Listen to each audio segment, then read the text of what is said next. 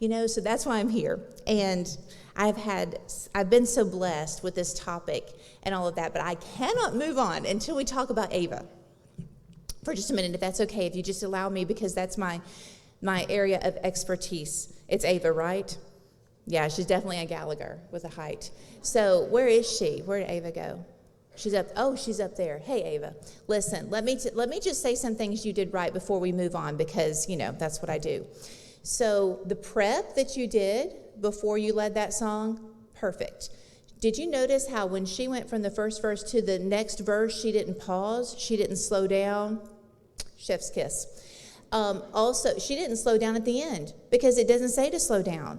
Ava, I could go on and on. You did everything so well, and good job. And whoever trained her, it could be a team, it could be a person, well done. You're going to do really well. Are you leading that at Lads? You are? Good. Do everything just like that. The only note I have, and it's so tiny, is the same thing that I do. I open my fingers a whole lot. If you can close your fingers more, it looks a little stricter. But you don't have to. It's just yeah. And then when she ended things, you knew when to stop singing. Ladies, that is so good. Ava, very good. I appreciate you. You keep doing that. And thank y'all for doing Lads to Leaders. That just helps so much, because we need women to come up here and do things like that, right? And be able to, and have the confidence of doing that and do a good job. I love it when people do a good job. So I have to say something, because 25 years ago, something happened with this church, and I need to address it. I know. Yes, 25. This is the truth. I've been thinking about this ever since I got the call to come speak here. So we were living in Winfield. I'm from Florida, but we were in Winfield from 1997 to, I don't know, maybe 7 years or so, whatever that, I don't do math, but whatever that is. And we had such a great relationship. My husband was the youth minister there, such a great relationship with Hamilton. And we had a good-sized youth group at Winfield, and we were going and doing it all over the place. And we were really poor. Not because of Winfield, just because, we just were. And we were going to school, so we were traveling back and forth to Heritage. We had a brand new baby. And we had come from kind of a different position, where my husband was in the aerospace industry and did really, really well. And then we came here and took a big pay cut. That's why we were poor. So anyway, so we had gotten our little baby girl, who's, I guess she was about 2 or 3. We'd gotten her a Lee Middleton doll for her birthday. That's all she wanted. Y'all know about Lee Middleton? Is it still around? It is, isn't it? Yeah. She got this little doll, and it was a boy, and she named him Buddy. And that was, it was $99 before tax. And so in, 1900 and what was that, been 99, that was a lot of money for us. And so we got her that doll, and somewhere it got lost. It got lost somewhere. And my mama told me to not put value in earthly things. She goes, it's going to get burned up. If it doesn't have a soul, you don't cry over it. That's good advice, right? If it doesn't have a soul, you don't cry over it. But I'm like, I can't replace that. But it's okay. It's okay. I can't. And so I told her, I said, Ellen, whenever we get enough money, together, we'll get you another Lee Middleton doll. Well, several months down the road, maybe 5 or 6 more months, Larry was here at Hamilton Church of Christ, and some sweet lady who might be in the audience today came up and handed him that baby and said, I think your daughter may have left this here last time y'all were here. And I've asked around, and it was nobody else. And it was Buddy. Buddy had been going to Hamilton. I didn't know he switched churches. So whoever that was, is she here? He didn't catch a name or anything. It's just some sweet, kind lady said, that might be your daughter's. And do you know that that was just such a blessing? So thank you to whoever that was, whomever did that, because that was just so kind. And it was a day of rejoicing when Buddy came back home. I think he had a good time at Hamilton. I think he learned a lot. But we were happy to have him back. And we had such a great time at Winfield. And I see some Winfield people. Oh, it was our first work. And so we probably made a lot of mistakes, but we made a lot of friends. We'll go ahead and claim Will. I just realized Will is here. Yeah, Will Addison? No, you're not saying? Yes, he is. Okay. Well, I babysat Will for a time because Will and our oldest are the same age, and this is the only child ever. I'm going to stop doing that. Sorry. Will is the only child I've ever known that asked me when nap time was, because he and Ellen would run circles around our little tiny house. They would run and run and run. Y'all remember, Brenda? You remember that house on Crazy Hill? Yeah, they would just run and run and run, and it would be like 9 o'clock in the morning. He'd be like, "Is it nap time yet?" No, you're going to take a nap after lunch, like maybe about 1 o'clock. And so, but they had the best time. And still friends today. Just love that family. So, and the Gallaghers, we just have so much history here. Okay, enough about that. So, let's do this. Let's take the little test. Do you have that little test, that little mean girl? It's just maybe 8 questions. Take that really super fast. I'm going to let you do that. And then we're going to go over some results. And answer truthfully, not how you think you need to answer. Do you know there's a difference? Yeah. I'm going to grab my water.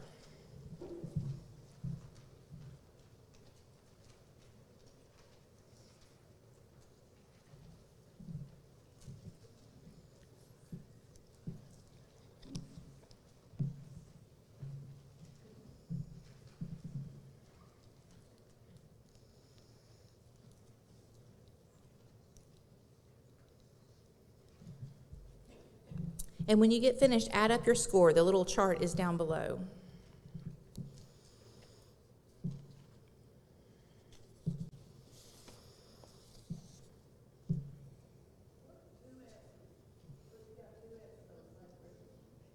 What, if you have 2 answers? I don't know. You're just going to have to pick your favorite if you have 2 answers.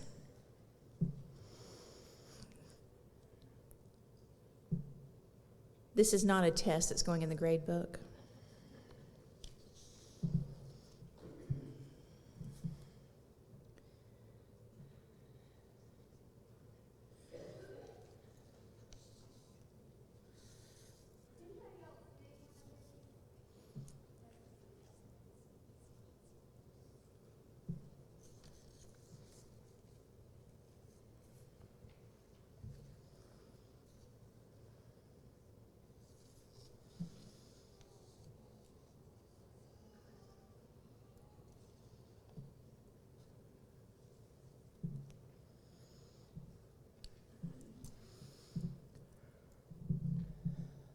And you know how it works. Just look up when you're finished. Make sure you get those scores in. You should have between 8 and 24, I think, should be your scores.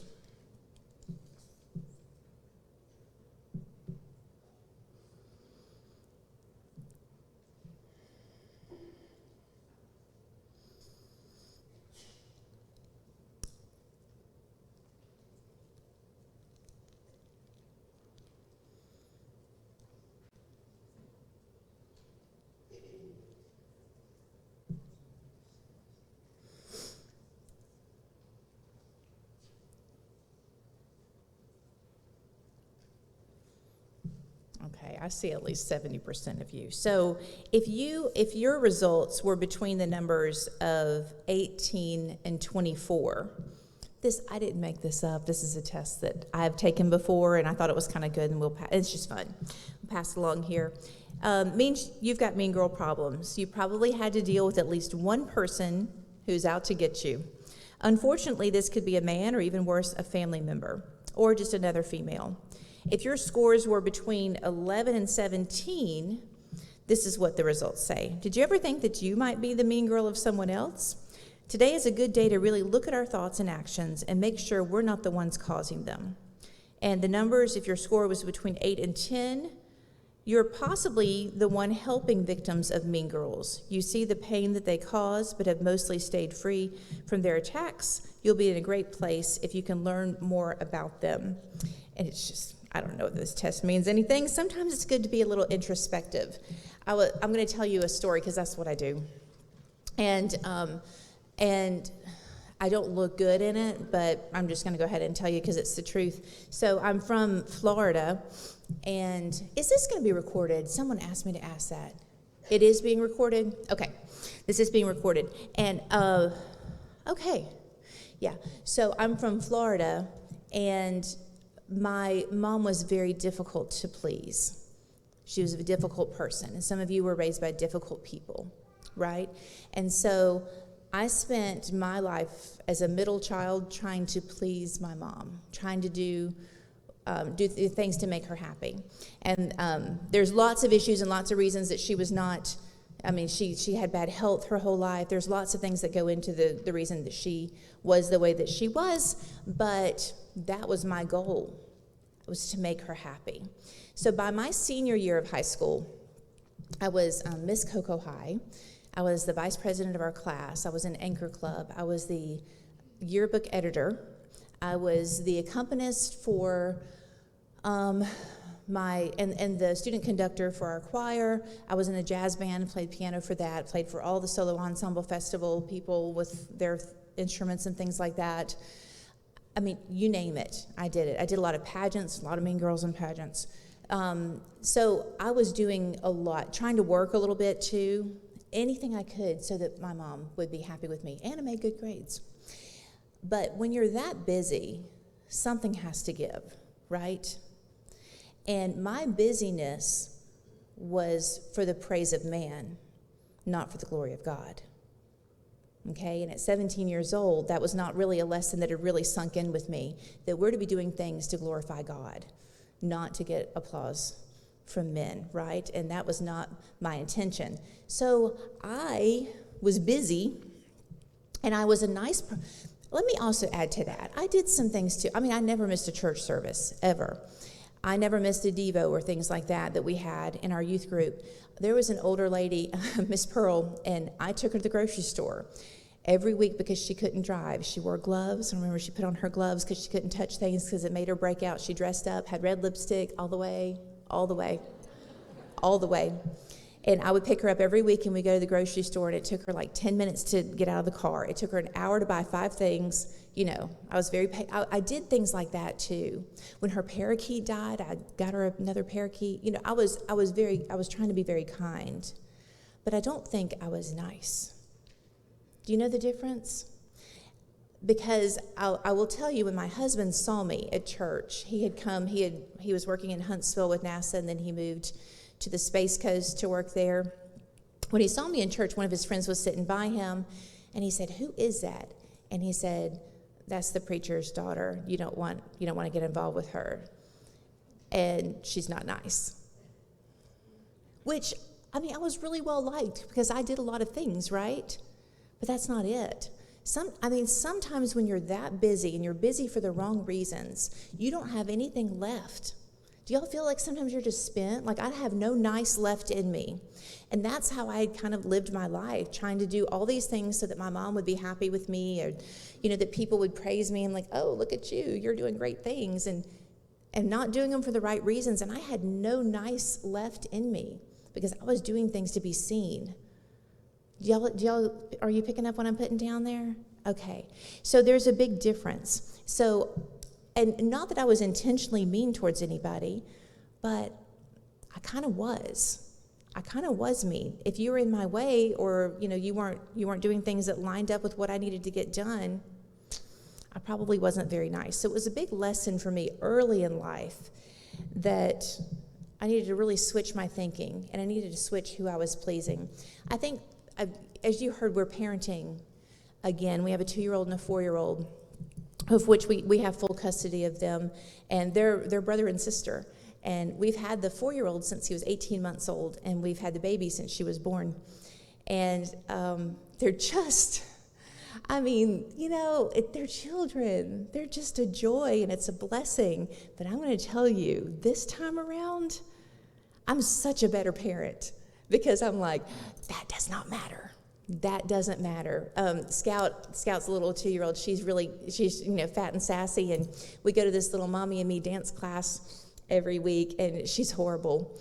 And No, we weren't there last week because my father-in-law passed away, and I bet the other parents were like, I'm so glad she's not here.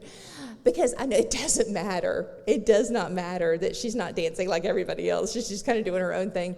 But, the moms will be like fixing the bows and like, oh, that's not perfect. Come here. And I'm like, oh, no one cares. Nobody cares about that. So there's some benefits to being an older parent because I know what's important is pointing them to Jesus. What's important is pointing them to Christ. That's it. That's it. And it's so hard as a parent to get yourself from being the center of their universe to making God the center of their universe, because it's so hard, because it's such a great place to be. I was just last night, Scout was sitting in my lap, and she said, Mommy, you're my best friend. I love you so much. And she had her little hands, little chubby little hands on my face, and she's just talking to me, and it's so sweet, which is not often. And she was so sweet, and she just said, I just love you so much, and it was just so kind. And I know, as big as my heart swelled, that I've got to get her to feel that way about God, and that's my job. And selfishly, I just want that the rest of my life, and I hope that she'll love me and appreciate me. But my job is to get that focus shifted to God, right? And that's hard, isn't it? That's hard, because I'm getting approval there. She's sassy too. I don't play the piano that often for them. That's like my first instrument, because it's in a different room, and there's rooms at the house that we don't go in as a 2-year-old and a 4-year-old. I don't know if y'all did that, but there's just you just can't be in here. Yes, grandmother's china's in there, and that's where the piano is. And I play all day at school. So I was playing just a couple of weeks ago, and Slade was standing right back here, and Scout was standing there, and Slade, the little boy, he's 4. I got finished, and he said, Mommy, that makes my heart so big. I didn't know you did that. Mommy, that was so good. Mommy, that just made my eyes feel like they were going to cry. And laying it on really thick. And then Scout starts piping up, and I'm thinking, I'm going to get this from her too. And she's over there with her little arms crossed, and she said, you think you're good, don't you? She's going to keep me humble. And I think that there's 2 sides to this mean girl thing. Some of us, we've all been a victim at some point, right, to a mean girl. And then sometimes we're maybe not as kind as we need to be. We're maybe not as helpful as we need to be. I really had to deal with this a lot. Middle school is just hard. Middle school is hard, period. It's just tough. It's just, a lot of things happening, a lot of things going on physically and emotionally and mentally. And when our youngest born daughter, Emma, was going through middle school, there, I don't want to label her, but she was a nemesis. It was somebody who just really did not like Emma and did a lot of things really negatively and purposefully. For example, she would befriend her, and things would be going great. And so Emma would invite her over. I remember one time she spent the night. Emma had gotten a new Bible, and she took a Sharpie and just scribbled all the pages of the Bible that she could with a Sharpie. It doesn't stop there. She ruined some dishes. She put fingernail polish in some like Tupperware type bowls and things like that, and spread it all around, and then put it back in the cabinet. She pooped in our pool. I know. How do you even think to do that? If it's accidental. No, I'm talking bad. Just spread rumors. Just absolute, utter, really, really, really, really horrible things. I could go on and on, but, and prank call and, that kind of stuff. And if Emma ever had, a little boy that liked her or whatever, she would say bad things about Emma to him, or say that, Emma said this. You know how it is. It's just horrible. And Emma would spend a lot of time how do I handle this? And I'm I don't know. So I had to, during that time, do a deep dive in how do you handle this? Because I not have that level of pettiness or that level of somebody being just that mean to me on purpose. And it was a rough time. And one thing that I did is I just reminded her that Jesus understands. Jesus understands this. I don't, but Jesus does. Jesus had bullies. Jesus had people that he thought were his friends and turned out not to be. Jesus had, religious leaders that should have understood where he was coming from that didn't. Jesus had people spit at him and hit him. His own family turned against him at one point. I mean, Jesus understands this at a bigger level than what we're dealing with here. I was getting a pedicure a few years ago, and this woman walked in, and she was stunning. Have y'all ever seen someone when you're just like perfection, just gorgeous? I mean, everything was just perfect. And she sat down beside me, and I thought, I'm going to talk to this woman, and see what kind of face cream she uses or whatever. I mean, we're going to find out some information. But before I did, she started speaking to the people that were going to help her. And I thought, that's a little attitude there. And throughout the process of this next, half hour, 45 minutes, however long it was, she went from being like the most aesthetically perfect person I had probably ever physically seen in my life to being the ugliest person because of the way she treated people, how demanding she was. And I don't know what was going on in her life, but that doesn't excuse treating people kindly. We've all got some bad stuff. Every single one of you can tell me a story right now that would just break my heart, couldn't you? Things that you've gone through, right? It's part of life. We live in a cursed world. Things are going to happen. And the verse that was read so well, thank you so much for reading that, Proverbs 31:30. Favor is deceitful, and beauty is vain, but a woman that feareth the Lord, she shall be praised. That woman that came in that day, I'd never seen her before. I'll probably never see her again. So beautiful. But that was just vanity. That said nothing about her heart. That said nothing about her character. And so it's I want to look a little bit about where this comes from. We're not going to spend a lot of time on it because it's kind of like getting how did I hear this put? Oh, I hope I say this well. So it's like getting a snake bite. And instead of going and getting help and getting a remedy for that snake bite, you try to go find the snake and figure out why he bit you. So I don't want to go that too far in that direction. But I think it's safe to say that hurt people hurt people. We know that, right? And so a lot of times this kind of thing or this kind of meanness that we're getting is coming from a place of hurt. It's sometimes taught. Sometimes this behavior is taught because someone else did that, what they've seen at home, what they've experienced at home, and it's what they know. So we have to be careful about that. Sometimes this comes from a place of fear. Right? Sometimes we're afraid. Sometimes we're nervous about things. My older sister, is an executive in a marketing company in Northwest Arkansas, which might seem weird, except for if you realize that that's where the home office of Walmart is, Bentonville, Arkansas. That's like the headquarters up there, so it's like a thing in the middle of the Ozarks, like this huge city.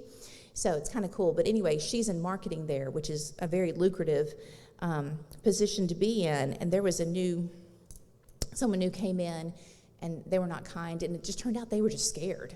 They were just nervous about their job.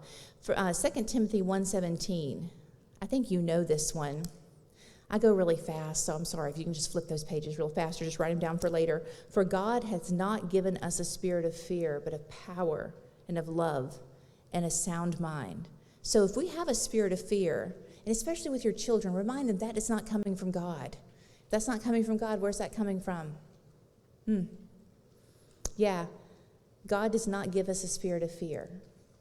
And, with our thoughts, I don't know if y'all have had to do this, but I've had to replace things. If y'all had to replace your thoughts, like determine this is what I'm going to think about instead of this. I'm a product of public school in Florida, and I guess it was just, I don't know the time frame, I don't know if it's still that way, but all of my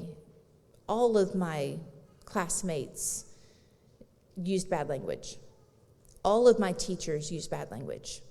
It was just accepted. It was just okay. And I'm talking back in the 80s.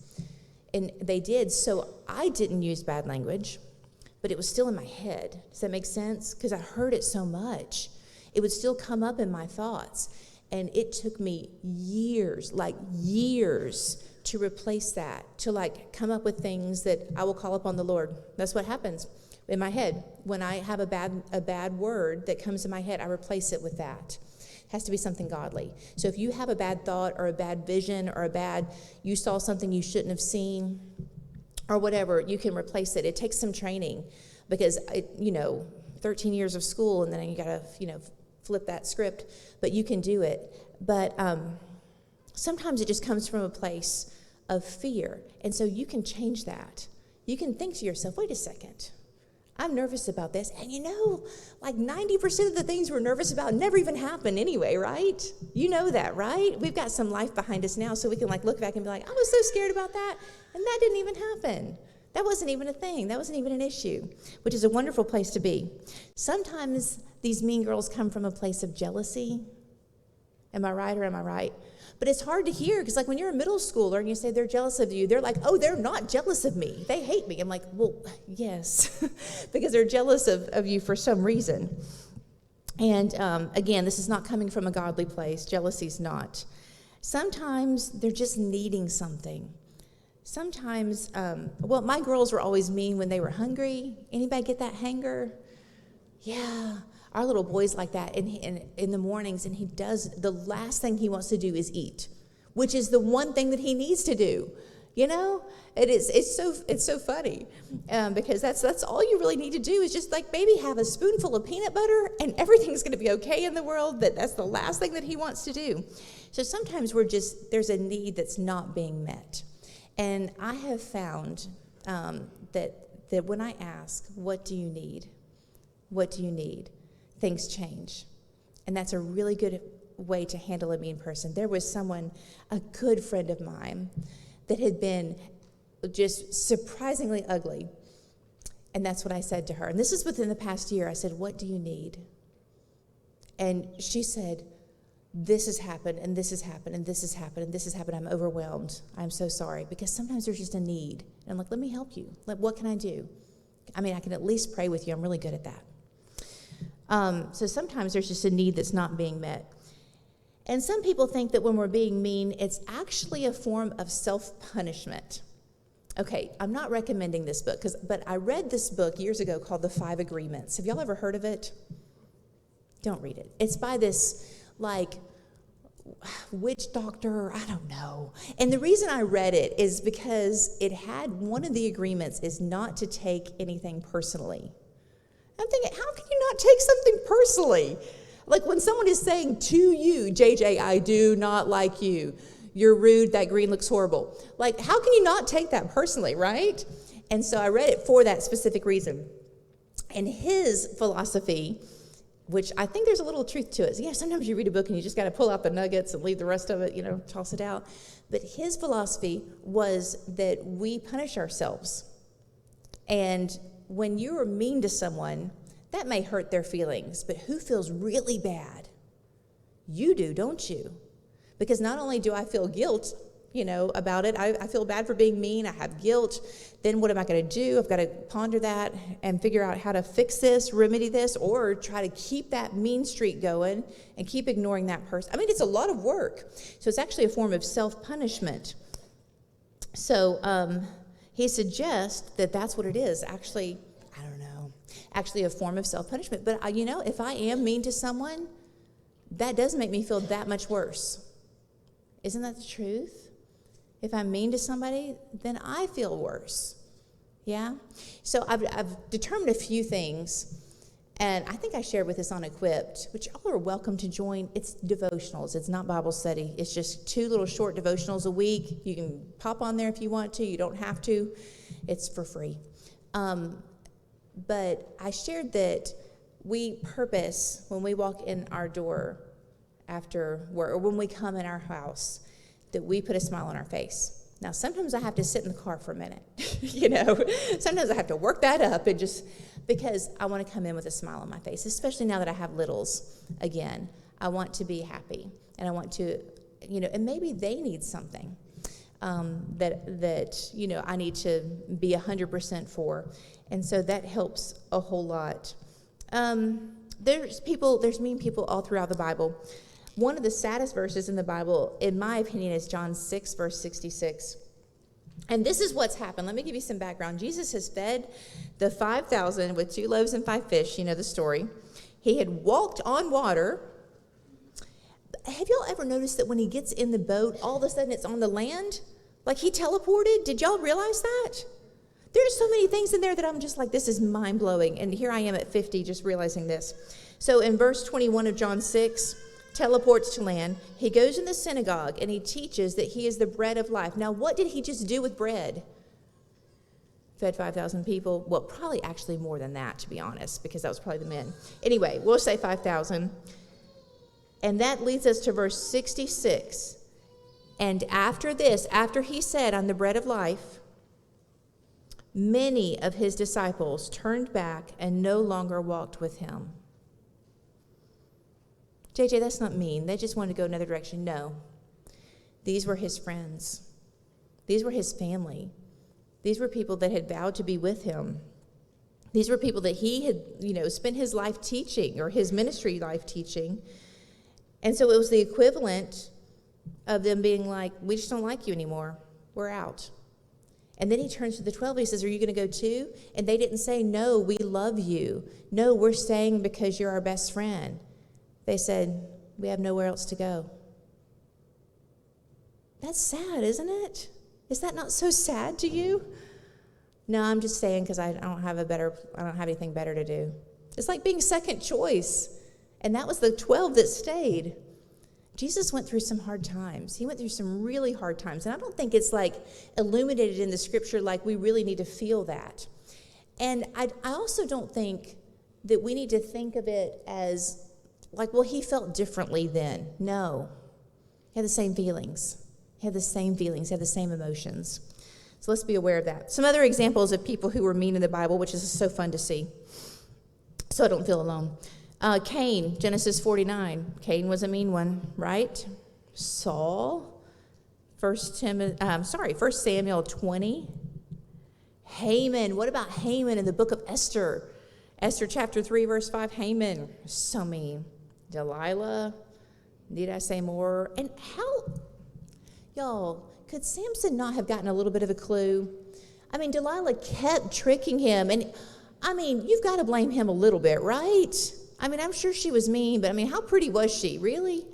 So, Queen Jezebel, wasn't she the one that was eaten by dogs? Yes, that's right. Wasn't she eaten by dogs? They went back to get her body later. Herodias, the one that plotted John's death. Remember? So mad at her. Potiphar's wife, lying. Gomer and her choices. Sarah, what about Sarah in the Old Testament that treated Hagar so harshly that she ended up leaving. She ended up running away in Genesis 16. Lots of mean people in the Bible, and that's just Old Testament stuff. So how do we handle them? And this is going to be where your worksheet comes in if you've been looking. I don't know, I'll just like a worksheet because I'm kind of old school. How do we handle them? Well, first of all, we love them, right? But JJ, I don't feel love towards them. I feel hurt. I don't feel love. Well, feelings can't be commanded. That's true. But we have to do it, right? Which is a trick. It's like a little bit tricky. I'm supposed to love them, but that's not what I'm feeling. Well, love must not be a feeling then. And you know it's not. It's a decision. It is a decision. Yeah. So love is and this so needs to be taught. Oh, Brianna, I just remembered who you are. You're Garrett's wife. I'm sorry, ADHD. Yes, good. Yes, and you did a good job too. Yeah, love is a decision. I remember liking Larry. I remember liking him a lot, but I didn't decide to love him until I had met his family, until I had watched him, order food and have the order wrong and how he handled that. I didn't decide to love Larry until I saw how committed he was to coming to church. How committed are you? I even tested that. So wrong of me. I tested it. I did. I was the Brevard County Fair Queen. Don't be impressed.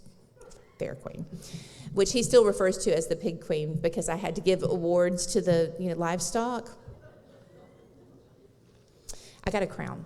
So I had some duties one Sunday night, and I was like, Larry, I've got to go give, some awards. It was actually after church, but I didn't tell him that. I said, I've got to give some awards at the fair. Do you want to come with me? You'll get in free. We can ride rides and everything. And he's like, well, I'll just meet you there after church. And I was like, oh, check that box.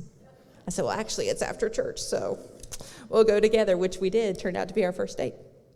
Kind of. I mean, it was just, yeah. Anyway, so you decide, though. There was so many things, so many factors in that decision. Does he have good breath?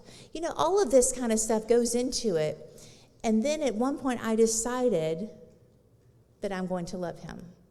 It's a decision. I don't know if you were as conscious as I was, or if you just kind of like fell into it. And, I don't know. They call it love bombing nowadays, when like a guy really likes you in a dating situation, and he buys you flowers like right away, and sends you sweet text messages all the time, and all of that kind of stuff. They call it love bombing. That didn't happen with us. We were like, and back in the 80s, it was different. The dating situation was so different. You actually had to physically like hang out with a person, and be with them to get to know them, because if you were on the phone, it was a house phone, and anybody could pick up, and so you couldn't really talk on the phone, and there were no cell phones yet, and it was kind of better in a sense, because you really got to know the person. It wasn't just, over Snapchat or something like that.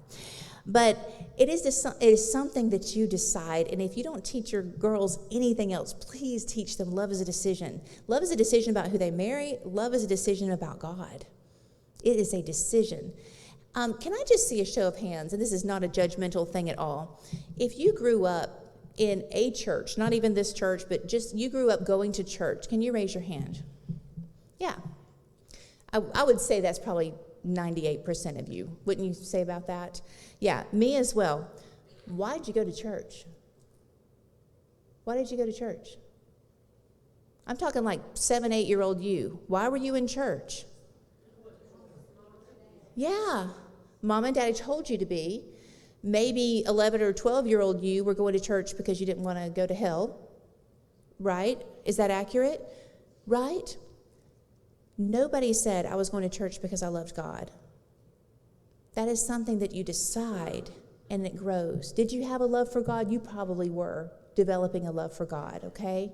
That was probably something that was growing in you. That was probably something your parents were encouraging. It's something that you decide. So please don't ever be like, I can't help this. I'm just in love with this guy, and as soon as he gets out of prison, we're going to get... No. You can decide that's not the person that you love. Is that understood? Young women in here that are not married, and older women in here that are single. Okay, it's a decision. So why do you go to church now? Your parents aren't making you. Yeah, you see? It changes things, doesn't it? I'm going to church because I love God. And I'll never forget when our first little baby was born. Ellen is her name, and she's just, she's just perfect. And she was this perfect little thing. We had been married about 5 years, and we were just so excited to have her. And she was just the perfect child. Just perfect baby, perfect child. Emma wasn't. Emma had colic, and but Ellen was just. And so my mom came to stay with me, as you do when you have a new baby. Mom came, and she was living in Jacksonville Beach, and so she came down to Cocoa and was with us for the first couple of weeks. And Wednesday rolled around, and I, had just had a baby a couple of days ago, and so obviously I wasn't going to go to worship. You're still in the diapers and all that. And so as an adult, you're in diapers, right? And so I was not going to worship, and my mom said, I'll stay with you. Then I remember Mom coming into my room, and she said, no, I'm going to church. God is too good. He's just too good. You'll be okay. And I was like, what a great lesson, though. What a great lesson, And I feel that way. I feel like I need to do this because God is so good and I love God so much, but it is something that grows. It's something that you need to nurture and foster. And it's a decision. And doesn't it make you powerful to feel like that you can make those decisions about who you love and who you don't? I could decide not to love Larry. I could. 1991? What's the math? 1991 is when we got married. 30-something years? What is that, 32? Oh, that's so bad. We're not letting him listen to this.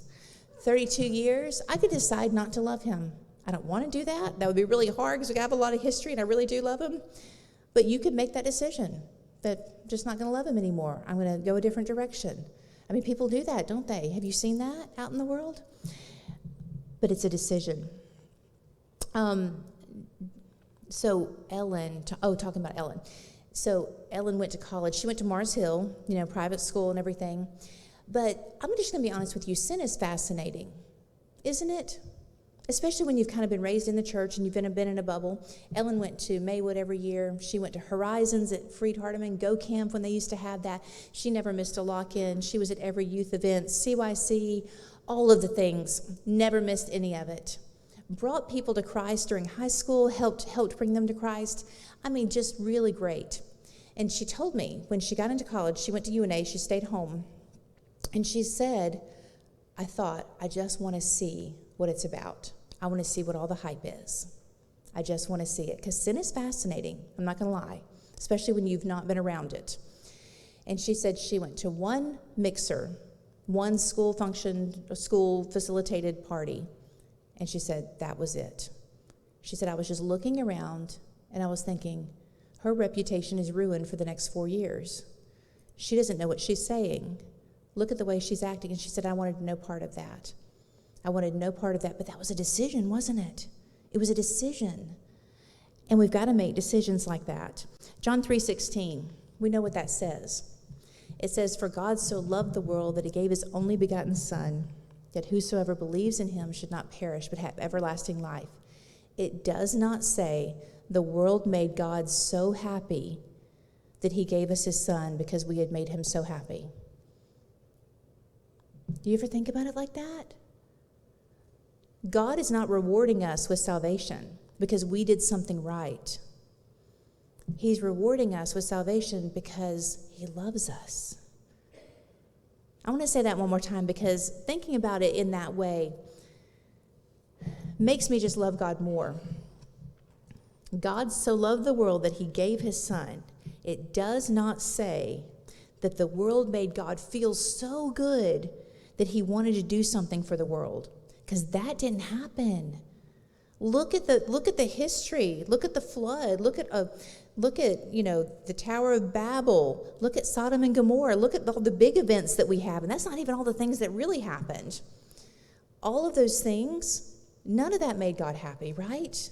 None of that. We see a few people here and there, just a few people that God was kind of pleased with, not throngs and throngs of people.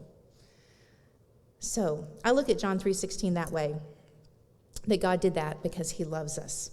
So number 2, how to handle mean girls. We don't match vibes. Vibes. This might be a word that you don't use in your vocabulary, but I teach high school too. So this means that we are going to be the opposite of how we're treated. So if someone treats us sternly and meanly, we're not going to match that, okay? Luke 6:27 says, love your enemies. Do good to those who hate you. And love, again, is a decision. You have to love them. It's not something we can say, well, he didn't know what that, she pooped in my pool. No, it says love your enemies. Do good to those who hate you. So Larry and I, have been married a long time, and I think I don't know who has heard my stories, but I kind of like to hear them again. So if you've already heard this, I apologize. But he said early in our marriage, he's like, JJ, when you're up in the crazy tree, I can talk you down, right? When I get up in the crazy tree, you climb up there with me, and you can't do that. I need you to talk me down. And I'm like, oh, okay. So I'm like, let's go, come on. No, that's not what I need. I need to. And and with our children, it's that way too. If somebody comes in and like, you're not going to believe this person did this. We've got to say, hang on a second. Okay, Let's listen. Let's hear them. Let's also teach them how to handle that. Because as parents, do y'all turn into Mama Bear? It's hard not to, isn't it? It's hard not to. I remember my kids telling me things and me being like, are you serious? And feel the hair on my neck start to stand up and like bristle. We can't. We've got to stay calm. And sometimes what we're hearing is half the truth too. I don't know. Your kids lie, my kids lie. Kids lie because they don't want to be in trouble, or, they want to make the story sound a little bit bigger than it actually is. So be careful about that. My father is such a kind person. He's just the best person on the planet. I'm so blessed to still have him. And I will never forget, we were at Piggly Wiggly in Milton, Florida. I grew up in the Panhandle. Some of my younger years were spent there. It's right by Pensacola, if y'all know that area. What am I saying? If you know that area, where am I? That's where y'all go, right? You go down to the Gulf. And so beautiful place to have some early childhood memories. And I was probably about 10 or 11. And we were in line with just a few things at the grocery store, and the cashier was so mean. And she was being hateful to everybody, and she was throwing things, and just unusually mean, very obviously, And so my dad gets up there. My dad is really nice, and people are being mean back to her. She's handling them harshly, and so they're being harsh to her. And my dad gets up there, and I'm like, oh, is she going to be mean to my dad? Because, he's pretty perfect. And so he's just so kind. He's like, how are you? He always has these little breath savers, those individually wrapped, white mints. What are they called? Are they breath savers? They come in the green package. Daddy always has candy. So good. And so he offered her a mint, and he said, how are you? And she didn't say much. And I don't remember the details of the story, but I do remember him very quietly saying, what do you need? And she looked at him, and he said, what do you need? And she said, I just got a phone call that my son is in the hospital, or there was something like that, and I can't leave work. If I leave work, I'm going to get fired.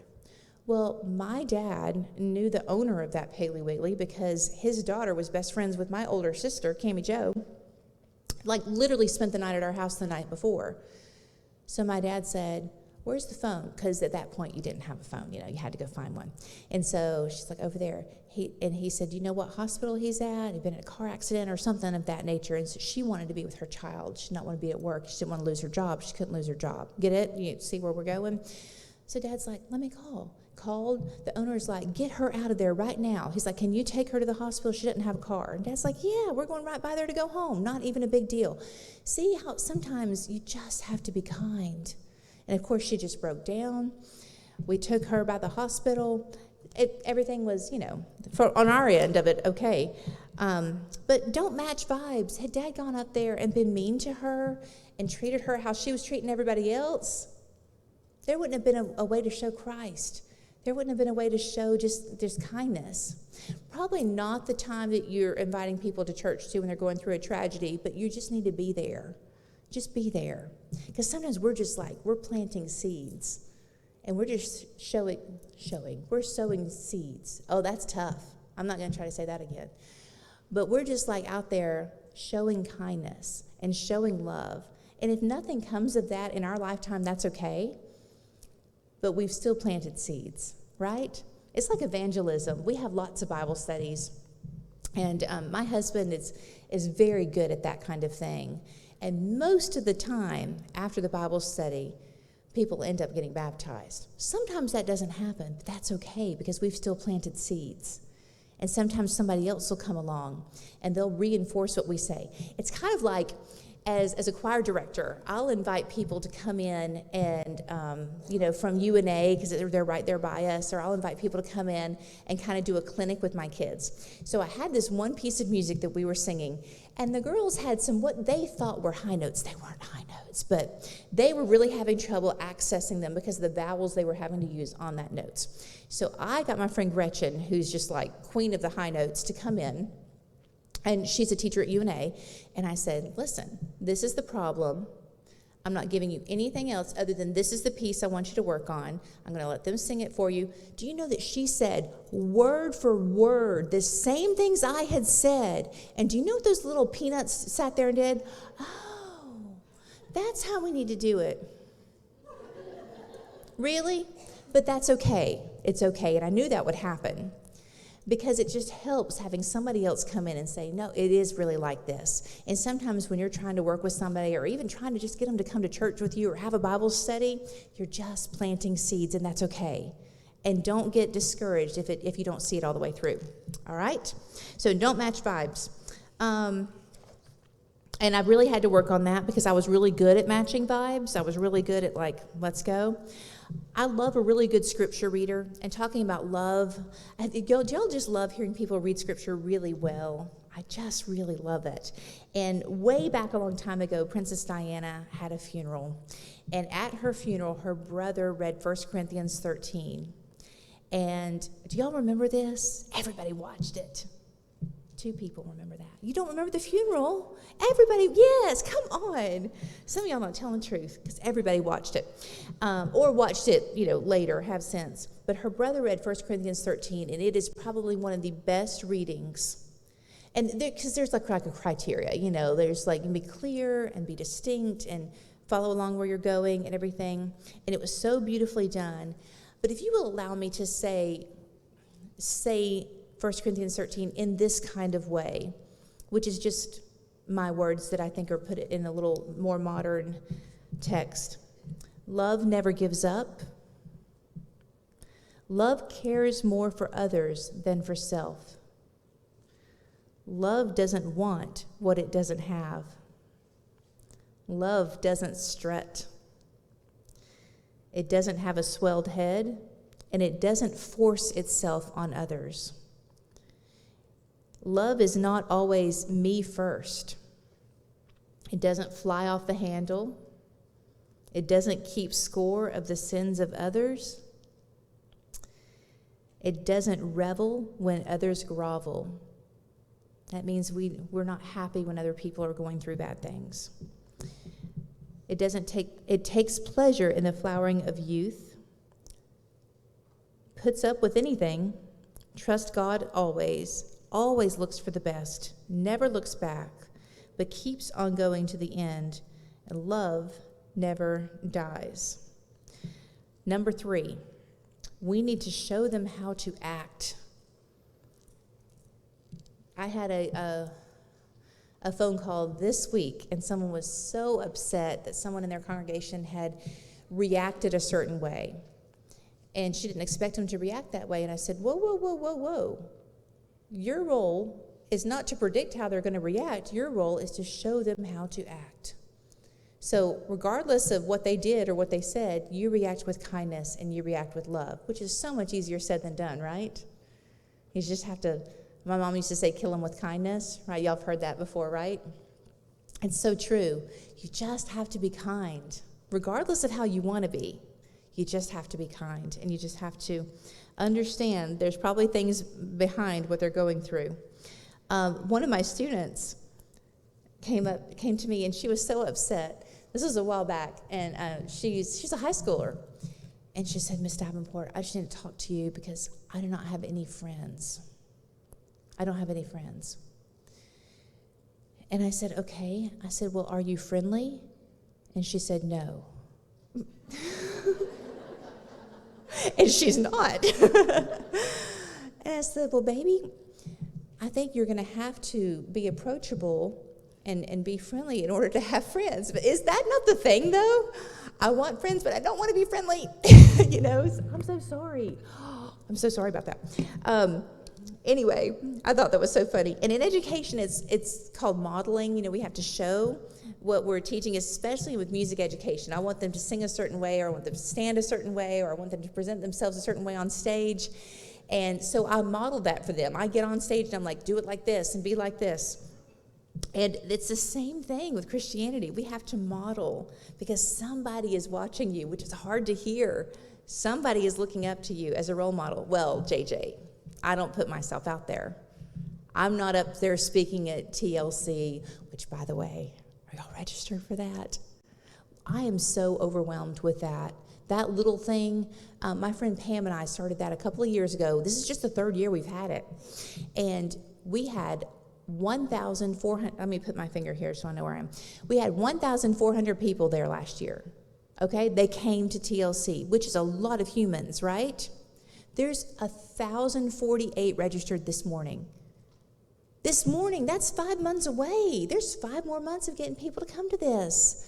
And we try so hard to make it such a blessing and such a good weekend to you. So if you have been, if you would just spread the word, because I never thought, well, we thought the same thing about CYC. You know, Larry started that thing, 25 years ago, and just did it for the churches in our area. You know, just a little thing, just a little youth rally thing. Look at that. Now, God just blesses things sometimes that are good, and God will bless your efforts when you do good things too. So we're called, back to this, we're called to love our enemies. A byproduct of that could mean that they change, but we don't do that to make them change. Okay? You're not loving your enemies so that they'll change. You're loving your enemies so you're obeying God. And that's different, isn't it? Because we have to get our mind off of just pleasing men and pleasing God and making that the most important thing. When we love, we are rarely doing what we want to do. When we're loving our enemies, what's the one chore that you hate, like you do not like this chore at home? Dusting, yeah. Dusting across the board? Yes. Putting up laundry, yes. Ironing. I'm obsessed with laundry. I love laundry. Obsessed with it. Bathroom, yeah. Dishes. I do not like unloading the dishwasher. It's the only thing. I will load it all day long. I will wash dishes by hand, with gloves on, of course. But I do not like unloading the dishwasher. I don't know why that is. I don't get it. But do you know what happens every morning at my house? Every single morning. I put that dishwasher on at night before we go to bed. And every morning it is unloaded. Every morning. Because acts of service is my love language. Y'all know about love languages? And my husband unloads the dishwasher. But you know what? If he doesn't get to it, or there's something else, or the baby needs something and he's up tending with the baby or whatever, I do it. And I'm not unhappy about it. But where am I going with this? Oh, you do it because it's right. You do it because you want a clean home, or you want things to be set right. Not necessarily because it's our favorite thing to do. Because we love our home, and we love the people that are there, and we want it to be nice and clean for them. Yes, okay, good. So let's look at Luke 6:27 through 31, which is a great verse for all of this.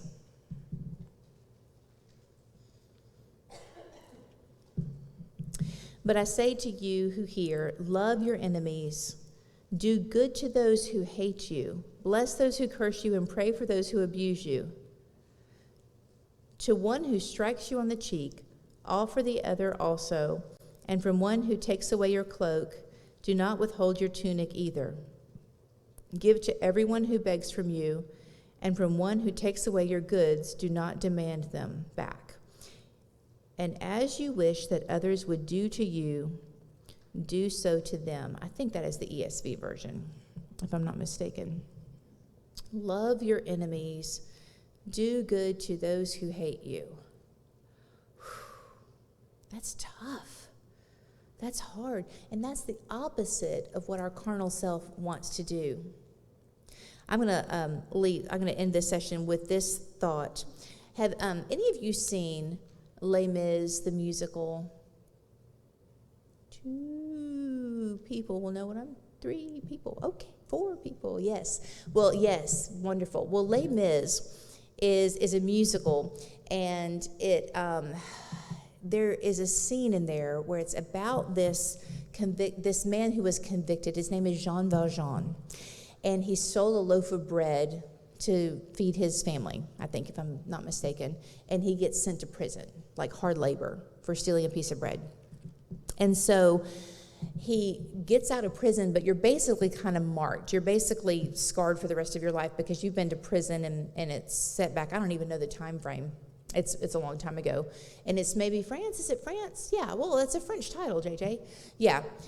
So anyway, so it's set way back there in France.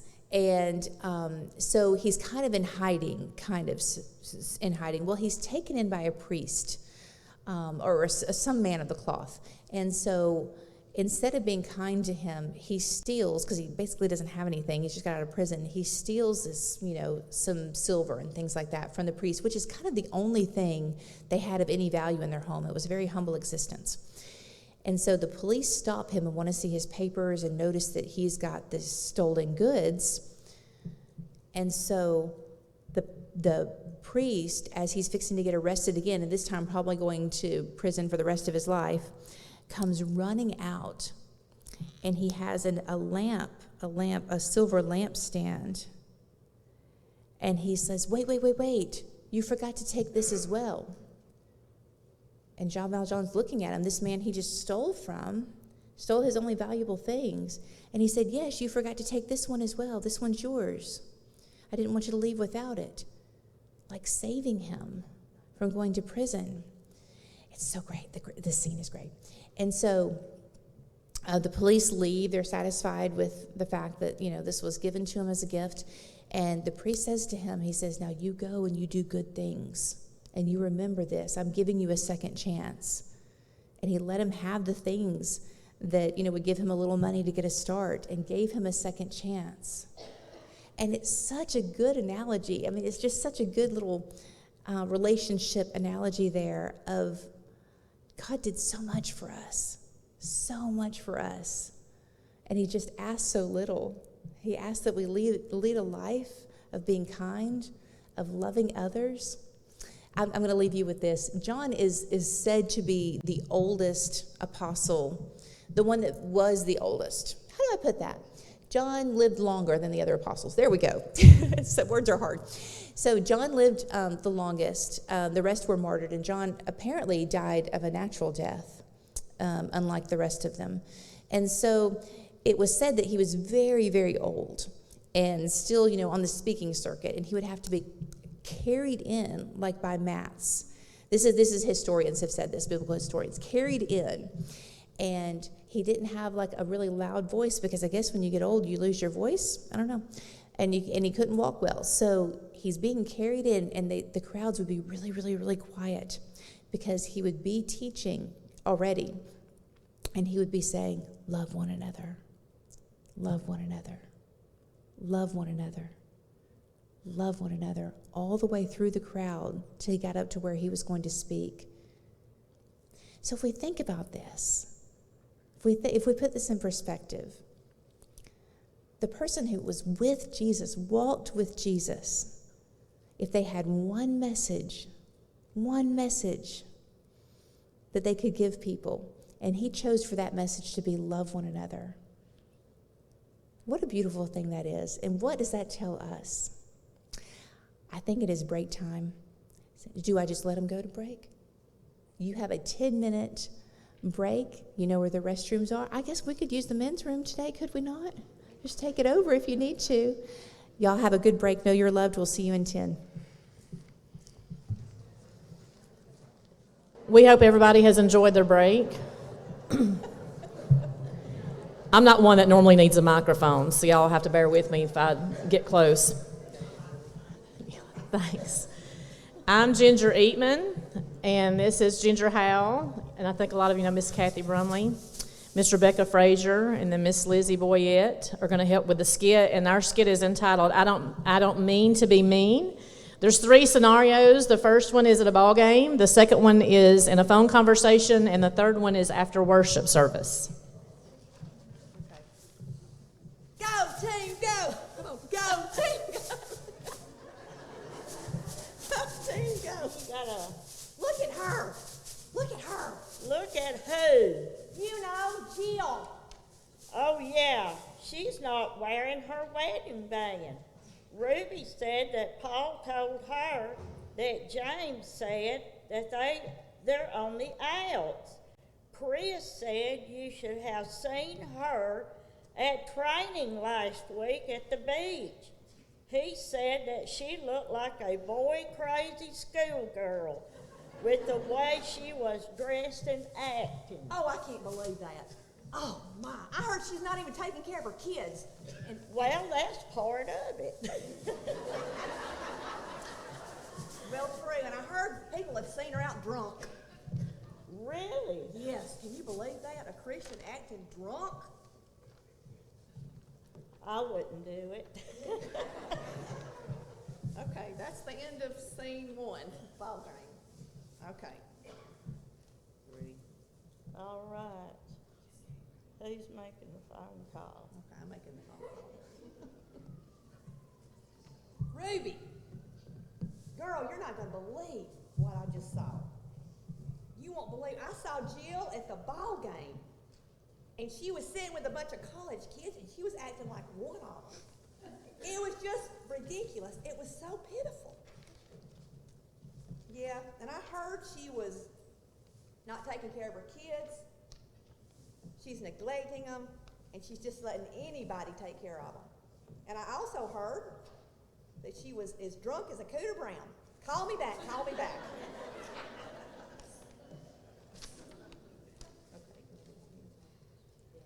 Okay, that was the end of that one. Okay, we gotta get.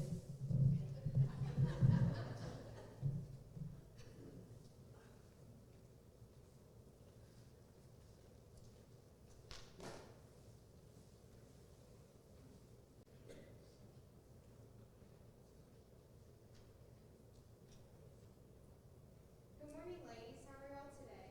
Wasn't that a wonderful lesson? I love lessons on kindness and love.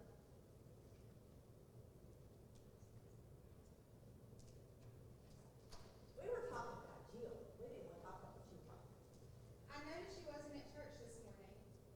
I didn't even notice. She was acting so bad at the game. She was acting drunk, and she was acting like a girl that was crazy about boys. That's true, and she doesn't seem like that type of person at all. I know she has a lot going on. She recently lost a close friend. I'm glad her kids were able to come home from college and were able to bring some of their friends and cousins with them for the funeral. All of this happened right after she had lost her wedding band and had been battling vertigo. Her mom and aunt have been helping with the younger kids so she could help with her friend battling vertigo. She really has a lot going on, so she could really use our prayers. Maybe one of us should reach out and check on her since she wasn't here this morning.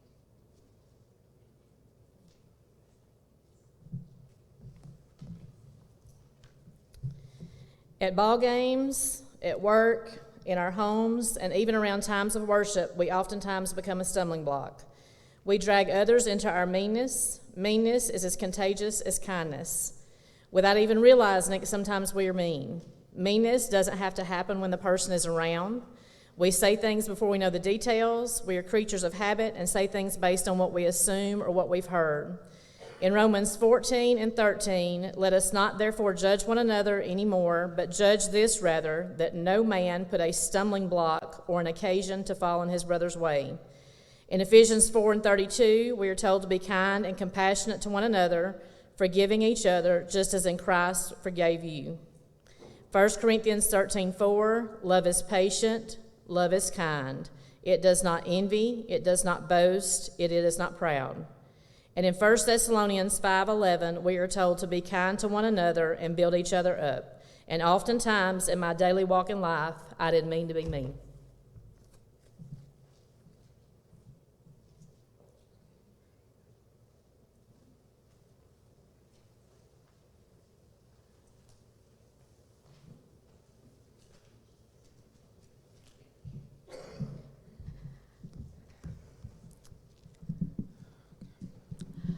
I'll be leading nothing but the blood, first and last verses. Nothing but the blood.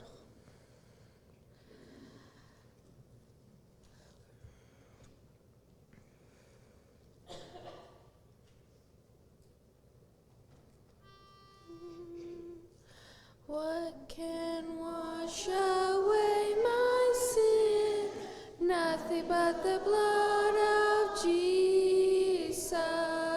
What can make me whole again? but the blood of Jesus.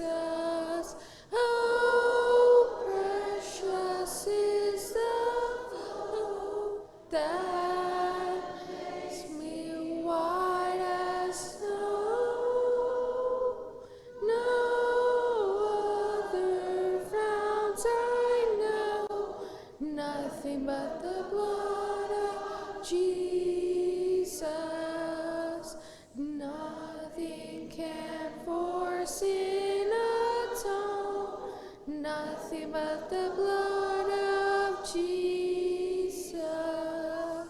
Not of good that I have done, nothing but the blood of Jesus. Oh, precious is the flow that makes me white as snow. No other fount I know, nothing but the blood of Jesus. Thank you.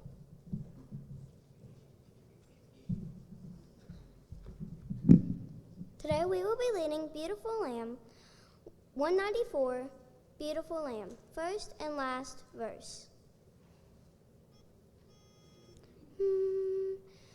Beautiful Lamb of God, guiltless and pure as snow, gentle and merciful,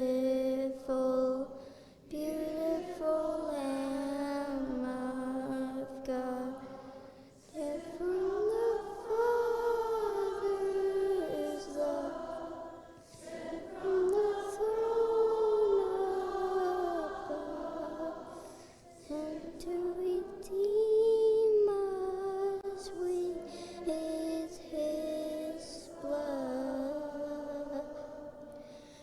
Beautiful Lamb of God, guiltless and pure as snow, gentle and merciful, beautiful Lamb of God. Like sheep we've gone astray, each turned to his own way, but Jesus will take our sins away. Beautiful Lamb of God, guiltless and pure as snow, gentle and merciful, beautiful Lamb of God.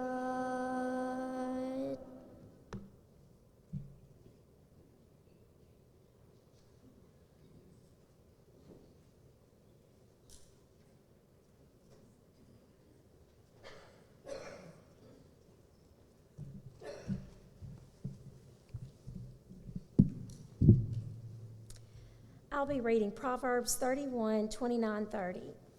Many women do noble things, but you surpass them all. Charm is deceitful and beauty is fleeting, but a woman who fears the Lord is greatly praised.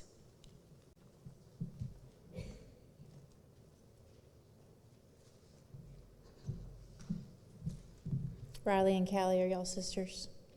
Who's your mama? Where's your mama? That doesn't mean anything to me. There's your mama. Good job. Good job. So, Riley, you chose a piece that has a fermata in it, that bird's eye thing on the word snow, and you did such a good job, like telling us how long you want to hold that note, because you can hold it as long as you want to. I had a piano student years ago, and I said, how do you remember what a fermata, what that means in music? And he said, fermata, fermata, hold it longer than you oughta. I didn't come up with that. Nothing's original with me. And then, Callie, you chose a hard song, and you did such a beautiful job with it. 3/4 time is hard. It's hard because we're not used to that. That is called a waltz tempo. Fun story. So Mozart actually was the first one to do any kind of music in a waltz tempo. I just can't leave the music behind because that's who I am. And it was so scandalous because when the ladies would dance to the waltz tempo, boom, ching, ching, boom, ching, ching, 1, 2, 3, 1, 2, 3, then the dresses would swish and their ankles would show. That's the truth. You can look it up. Mozart was very scandalous. So 3/4 tempo is something that Mozart came up with, that time signature, and is difficult to lead in. You did a beautiful job, girls. So proud of you. Very good. Very good. Use your words. Use your words. And so many of you are. I try so hard to be an encouragement and to be a cheerleader for other women and for good things that are happening. And when you see good things happen, you encourage that. That is a love language for a lot of people. When we first got married, Larry would lead singing, and me being a music major, I was still in college at the time. We would be on the way home from church, and he would say, "Well, what did you think? What did you think about that song leading?" And of course, I'm in music education, so what we're being taught to do is critique everything, right? So that's what I did. I'm like, well, you drop the tempo a little bit there, and if he leads left-handed because he is left-handed, I'm like, that's fine, but you need to make sure it's really clear and everything. Well, then I realized that's his love language. Words of affirmation is how he perceives love. Okay, if that makes sense. And so my job is not to critique him. My job is to praise him. And so once I learned that, and once I figured out that he just needs some words of affirmation, that means I love you to him. That's how it really is, isn't it?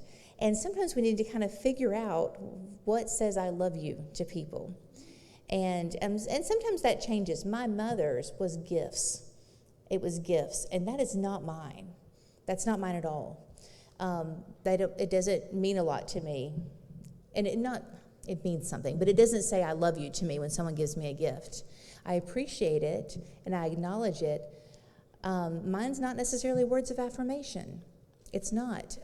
If people say you did a great job or whatever, I appreciate that, and that's so kind, but that's not my love language. Does that make sense? Some people strike with different things. Quality time, not really a big deal with me. One of my girls it is, and it was good for me to know that. She wanted quality time. And then gifts, quality time, words of affirmation, gifts, quality time. Acts of service is mine. Is that the only one I've missed so far? Did I do the other 4? There's 5. Oh, yeah, physical touch, not me. Not me. I'm fine. If you want to hug me, that is fine, and I love that, but I don't have to have that. That's what it is. It's like, it's fine, but I don't have to have that. If you get me a gift, that's fine, but I'm not going to be upset if you don't get me a gift, that kind of thing. Words, it's like acts of service. That's me. That's that unloading the dishwasher thing. That's why it's such a big deal to me, because you did something to help me. You did something to lighten my load. At school, when I have students that come through, I have been at Mars Hill for 17 years. And when I have students that come through Mars Hill that do things like straighten up the classroom after a class leaves or pick up a piece of trash that wasn't theirs, I literally can name you names of students that do that, like from 17 years back, because it's such a big deal to me. Is that weird? But that's just kind of how we're wired. And sometimes it's important to look at how people are wired and cater to that. Like I said, my mom loved gifts. I have a daughter that needs that quality time and wants that quality time. My husband's words of affirmation. I don't think, my other daughter, the one that just had a baby, is physical touch. And she texted me yesterday, and she said, I'm going to read it because it's really good. Hang on.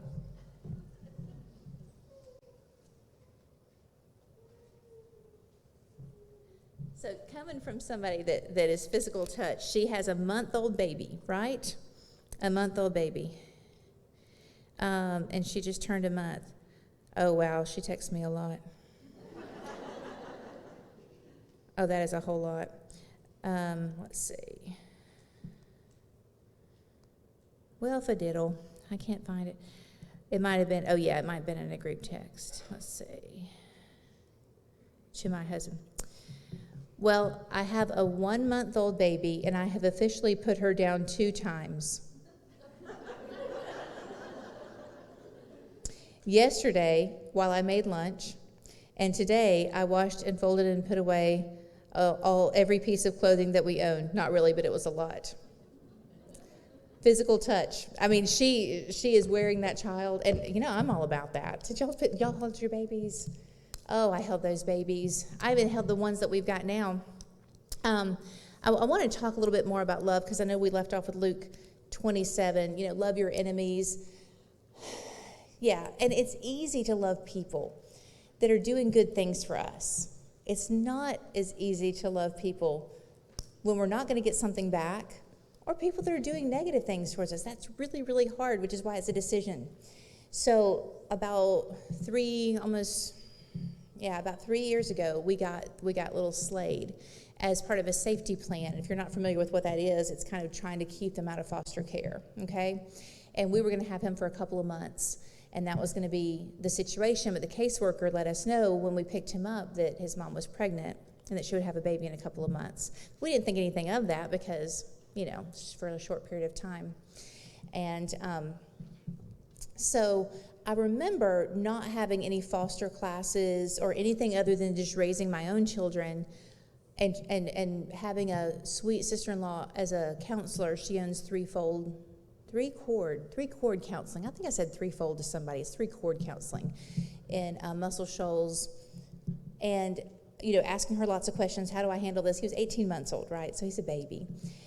And I remember thinking to myself, I don't want to get too attached to him because he'll be going back, you know, to his mom, because that's the whole purpose. And then I thought, how do you do that? How do you do that? And I decided that same day, this is the first day I had him, you can't halfway love a baby, can you? You can't do that. I can't. I couldn't leave part of myself guarded and treat him how he should be treated, if that makes sense, and give him everything he needed to have.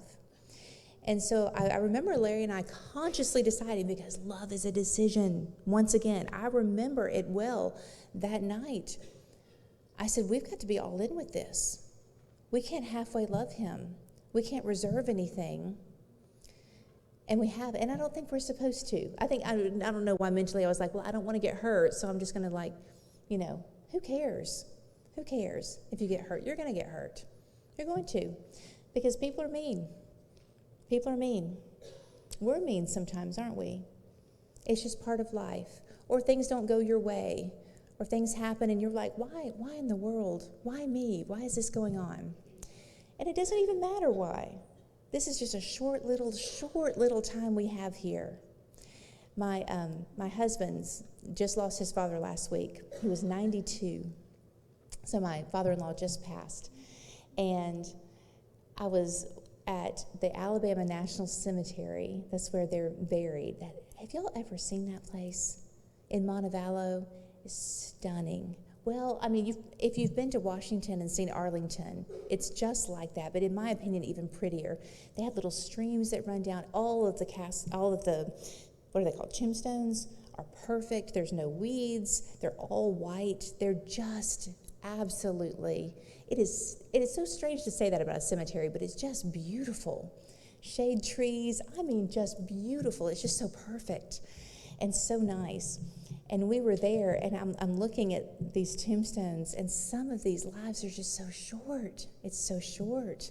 And even at 92, that's not a really long time. We're just here for a minute compared to eternity. So if we have to love people that we don't want to love, if that's what we've got to do, we just have to decide to do it, which is tough. I know that's a hard lesson for me. It might be easier for you because y'all are nicer than I am. Okay, so I'm going to read that passage just one more time since I kind of ended on it. I'm in Luke 6, Luke 6, dyslexia too. See, it all comes into play. Luke 6, verses 27 through 31. But I say to you who hear, love your enemies. Do good to those who hate you. Bless those who curse you. Pray for those who abuse you. To one who strikes you on the cheek, offer the other also. And from one who takes away your cloak, do not withhold your tunic either. Give to everyone who begs from you, and from one who takes away your goods, do not demand them back. And as you wish that others would do to you, do so to them. It's probably not what we want to do, though, right? That's not how we feel. That's not, our emotions are not going to be like that. Oh, yeah, take whatever you want. Love is not always doing what we want to do, right?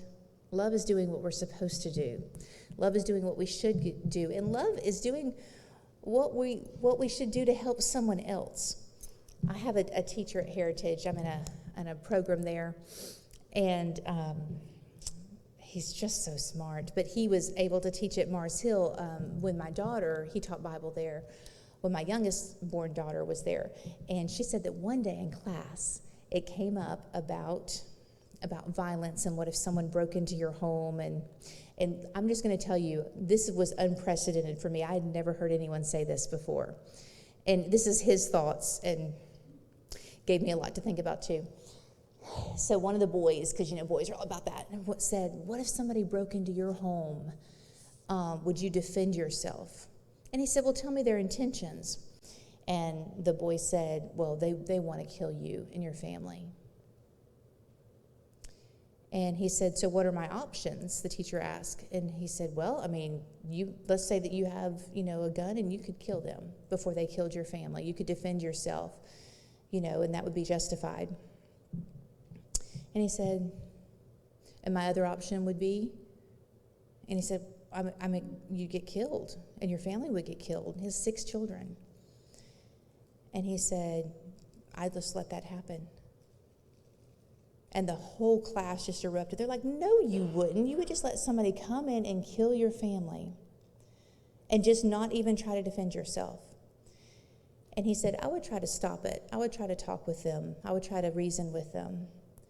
And he said, but if that was what was going to happen, that's what's going to happen.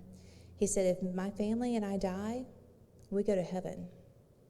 This person that broke into my home needs a chance to be able to go to heaven, because he's probably not in a right relationship with God. Y'all ever heard anything like that? And my daughter said they would just sat stunned silence. Because we're selfish, right? That's big. And that's probably a situation that most of us won't be in. But that's a big selfless attitude. And if we go through life with the goal of loving others and having our reward later on, not right here, it changes everything. That changes everything. That's why material things don't matter. That's why loving your enemies becomes so much easier, because it doesn't matter. What matters is that we're supposed to do, and then the reward is later. And at this point in my life, I'm not even doing it for the reward anymore. There was a time in my life that I just wanted to get to heaven. That was a big deal. I'm doing this, God, because you promised heaven. And for whatever reason, that has shifted. That's not even that big of a deal to me anymore. I want to do this because I love God. I want to do what's right because it is the best life. I want to do what's right because I want people to know that I tried my hardest to do what was right. Did I mess up? So much. But we're walking in the light. That blood continually cleanses us, and it's just such a good life. And I'm doing what's right because I love God, not because of what I'm going to get out of it. And that's different, right? That's different. And it's so different from when I was asking, why did you go to church when you were 7 and 8, right? None of us went to church because we loved God at that point. That has to grow, and that has to be decided. And some of us need to just decide, and it's a daily thing with me, I love God. I'm going to do the absolute best I can today because I love God. And that will help so much when we're dealing with mean people. Because when people are attacking you and being ugly towards you and making your life miserable and making your life hard on purpose, Ooh, it's hard to love them. Sometimes we need to count. What is that thing that millennials do? Oh, yes, I've seen some of my parents do this. I'm a Gen Xer, right? So I don't. This is a whole new way of raising kids. But I saw one. There was a little guy who was frustrated. He didn't want to go to school. He's probably a second grader, and so the millennial mom gets down on her. I'm not making fun of this. This is just what happened. And I was like, well, that's new. Gets down at his level, which we're supposed to do, right? And she holds up 3 fingers and she says, okay, we need to blow these candles out. Let's blow them out. And I'm thinking, what is going on? And so he blows the first candle out, and then he blows the second candle out, and she puts her finger down, and he blows the third candle out, and she puts the third finger down, and he takes a deep breath, and she goes, okay, we're okay now, right? And he was. And I was like, what kind of witchcraft? I was like, have you ever? I just get slapped upside the head and kicked into school. Like, get in there. And I was thinking, well, they're okay. All right. Whatever works for you. So let's look at this passage that I just read a little closer. And again, these are my words. Love girls you don't like. Do good to girls who don't like you. Pray for the ones who curse you. Pray for those who are mean to you.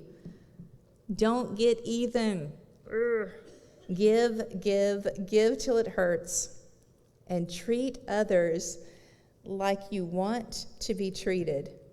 I have a sweet friend, and she has a sweet, sweet father, but she said growing up, if they ever told a story about somebody that spited them or whatever, her father would say, well, if I had a mind, if I talked to them, I'd say this. She said, my dad never said anything like that to anybody, but he would say, well, I'd tell you what I'd say to them. Never. He never said a mean word to anybody, but, he would. And sometimes it helps to just kind of get it out there. Sometimes it helps to have somebody that is maybe more spiritually mature than you are. I've got those people in my life. I can tell you their names. People that are spiritually more mature than you are. So if you've got something you're struggling with, you can call them up and you can say, how do I handle this? Not to, call names and stuff like that about other people, but how do I handle this? Pray about this for me. And that's good to have. If you want to know the true character of a person, watch how they treat people that can do nothing for them. Or better yet, watch how they treat their enemies. That will show you their true character. So I think I put some blanks there, and you don't have to write this down. It's just something that helped me a lot in my walk. I think I did. Let me look at my little worksheet. Yeah. Write down the name of someone that is unkind to you. Put their names in these blanks. You can do that mentally. You can do that if you really want to write it down. You may not have anybody that's being unkind to you right now. Yeah. So love, number 1, whatever that person's name is. Do good to that person.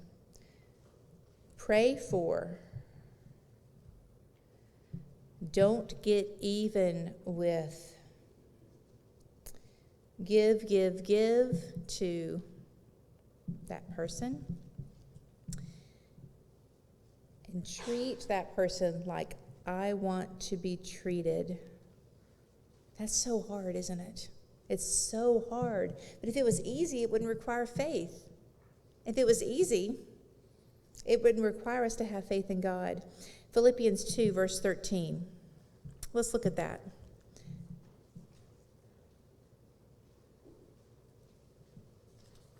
If this was something we could just do on our own, we wouldn't need God for it.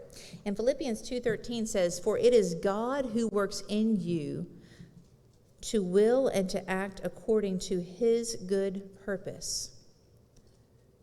Pray for these things. Pray for God to help you with this. Have y'all ever felt like pulled or led to do something? Like, I should text that person. I should send that person a card. I should call that person.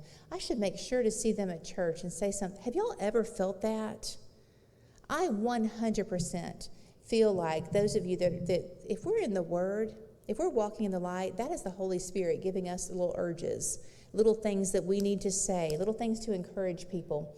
I do that little equipped thing on Facebook, and if you are a member of that, you can invite other people to be a part of that, and it's something you can look at and listen to if you want to, but you don't have to, so it's not like a subscription or anything. But it's little devotionals. And there have been times that I have things like written out, and I know what I'm going to say, and I have a good idea of, what scripture I'm going to use, and all of a sudden, I'm like, no, I need to say this, and then my inbox is flooded with, why did you say that? I needed that. Like, at that moment, I just found this out. Da-da-da.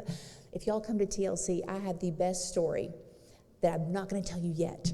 But I have the best story about our topic and what was happening when I told our speakers what was going on in their specific lives when I said, this is what I want you to talk about. And it's just like, sometimes it's just the Holy Spirit guiding you. And that is okay to say, because the Holy Spirit is alive and working. And when you feel those nudges and things like that, do that. When it's good things, when you're like, I need to talk to this person, I need to say I'm sorry. And let's talk about this. It's not even in my notes, but I've had to do this. Let's say someone's upset with you, and you did nothing wrong. Absolutely nothing wrong. They just don't like your eyebrows or whatever. Like, just, or they perceive something about you that they just don't like. Can you just make it right? Can you just say, I'm sorry? And not like, well, I'm sorry you feel that way. Can you just value the relationship more than you value being right? Because that's what it is. It's about relationships. And I 100% believe we're going to be judged on our relationships. We're going to be judged on our relationship with others, our relationship with God. Right? I mean, what is it? Right? We got a relationship with God. We're going to do what He asks. We're going to do what He says to do. Got a good relationship. We can't have aught against our brother and come, take communion, come to the altar with aught against your brother. That's a big deal. So I feel like in my world, if someone's upset with me, I just do whatever I can to make it right. If it means apologizing for something I didn't do, I apologize sincerely, because that relationship is more important to me than being right. Okay? All right. Let's look at Luke 6, 32 through 34.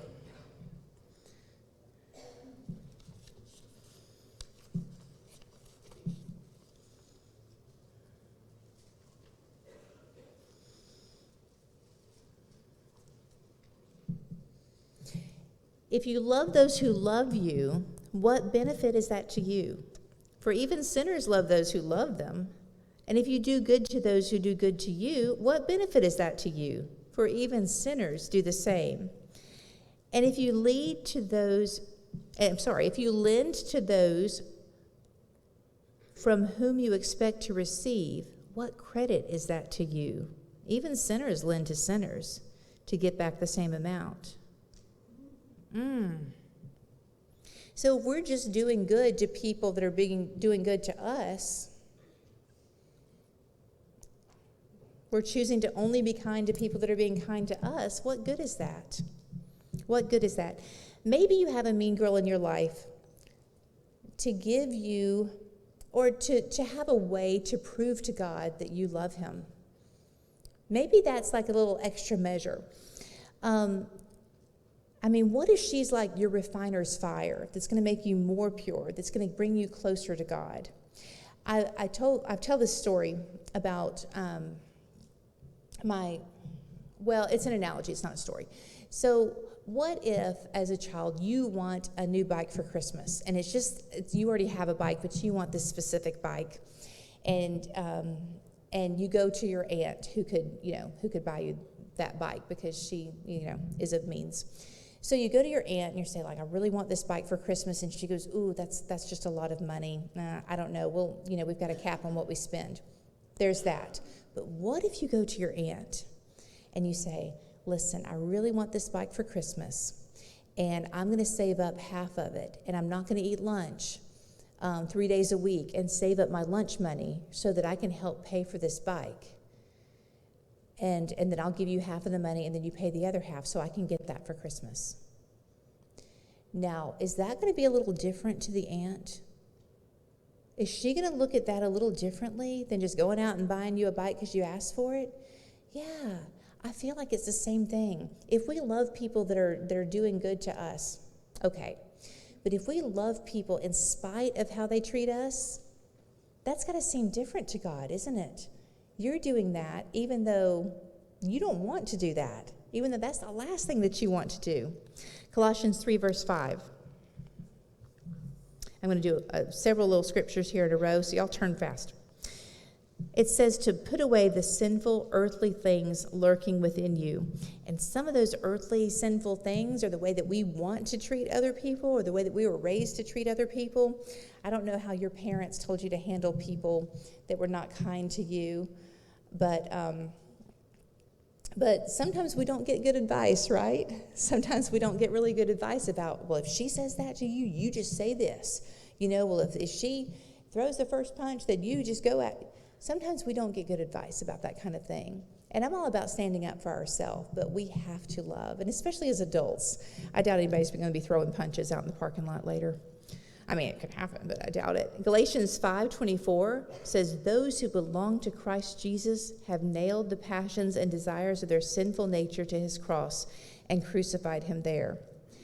Sometimes we need to get over ourselves and have faith that this mean girl could be put here to purify us. There might be a reason for this. And your reaction to this mean girl or this mean family or whoever the meanie is in your life, that's going to be judged. Because we cannot predict what's going to happen to us. We can't control what's going to happen to us, but we can control how we act about it, right?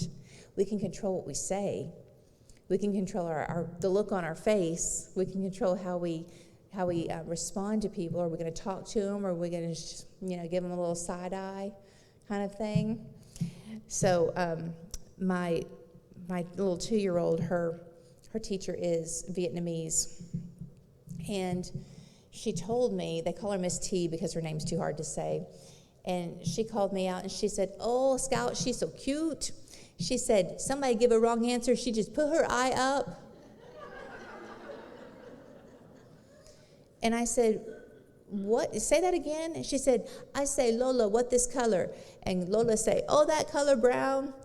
And Scout put her eye up and she goes, no, that blue, Lola. And she said, somebody say a wrong answer. She put her eye up, it's so cute. And I'm like, no. She's rolling her eyes. Like, that's not okay. Do y'all not do that in Vietnam? And she was like, oh, I thought she cute. She put it. I'm like, no, don't let her do that. That actually sounded just like her. I did a really good impression. So Hebrews 12:14 says, make every effort to live in peace with all men and be holy. Dying to self, living in peace with all men, that means turning the other cheek. Dying to self means not saying what you want to say and responding in love. Sometimes it means just being quiet, just shut your mouth, right? I constantly, I'm just like, just don't. Especially because middle schoolers are snarky.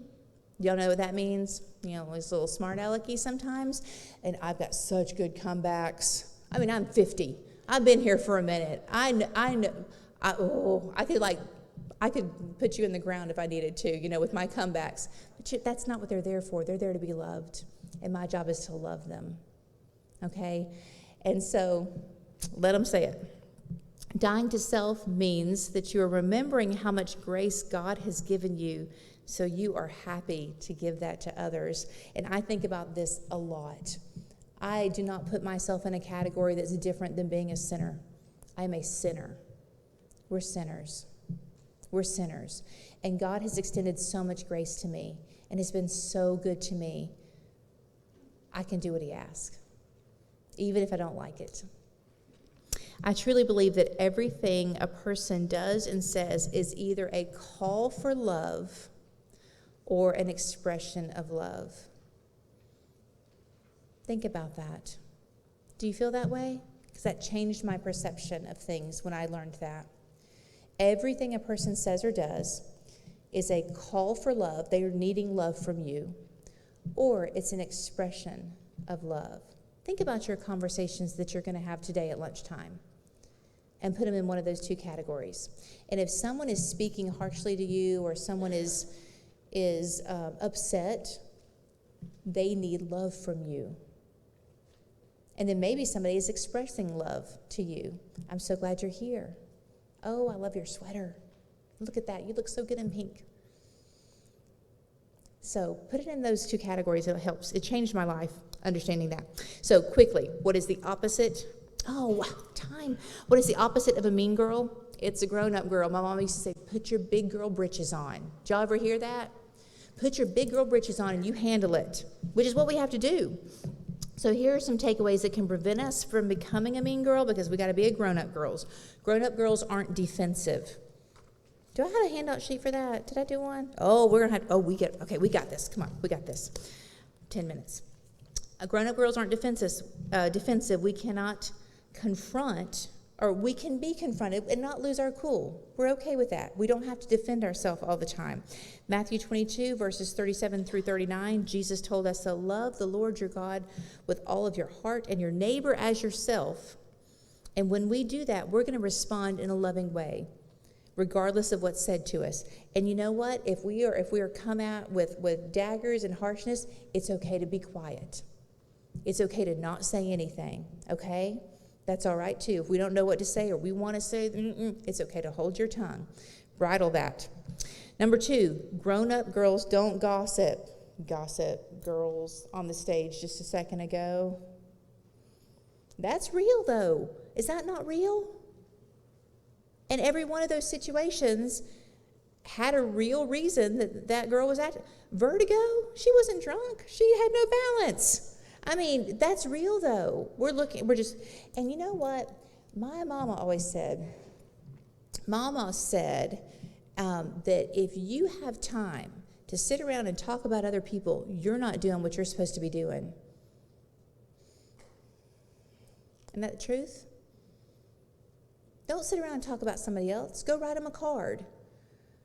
Go change a bulletin board at the church. Go call somebody that needs a phone call. Go bake some cakes and deliver them. Go do something. Go do something. Grown-up girls don't gossip. God hates it.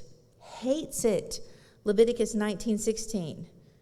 Don't do it or don't listen to it. I have so many times in my adult life, said, I'm so sorry.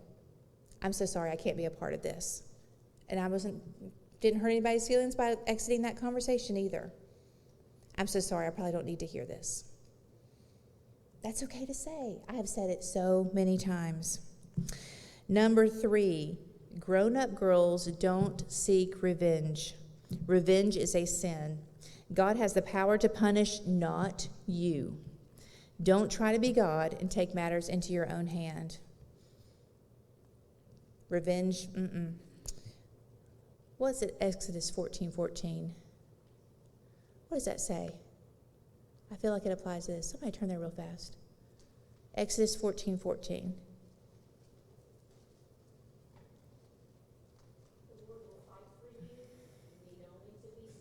Oh, say that again. Oh, yeah, I thought it applied. The Lord will fight for you. You need only to be still. The Lord will fight for you. You need to only be still. Be silent. I like that too. Close our mouths. That's the biggest thing, isn't it? It's keeping our mouth closed. We've got such a good comeback. Number 4, grown-up girls are spiritual, not religious. Christianity is not a list of laws and do's and don'ts. It is a relationship with Jesus. It is a life of serving God. It is choosing that we are going to love God above everything else. I love God more than I love my husband. I love God more than I love my children. It's loving God above everything else. I love God more than I love my job. And that is a conscious listing. Like you're putting things in order and prioritizing, and you have the power to do that. And that's how it has to be, right? Number 5, grown-up girls aren't afraid to look stupid. Who are you trying to please? God or man? If you're trying to please God, will you not just be, you're not going to be all about appearances. Don't worry about your image, just love others. And that's been such a big thing for me, because when I was talking in the first session about trying to please my mom, and a lot of us were raised that way, were we not? We were raised to please our parents, because that's kind of what you have. Do what I say. You're supposed to honor your parents, right? but I wanted my mom to be, extra pleased with everything I was doing. And that became really kind of obsessed with that. But it kind of bled into just not seeking approval from God and just seeking approval from man. And so there's that thing we have to be so careful of. Number 6, maybe? What is it, 6? Okay. Grown-up girls care for others. I had a friend really recently that was not acting right towards me, and I said, "What's going on? How can I help?" And she said, "What?" I said, "Can I at least pray with you?" And she just broke down. She said, "Yes, this is how." I'm just telling you, it's usually not you. It's usually not you that people are being mean to. There's something else going on, or they think they're honoring somebody's legacy to be mean to you, or they think that, it's usually not you.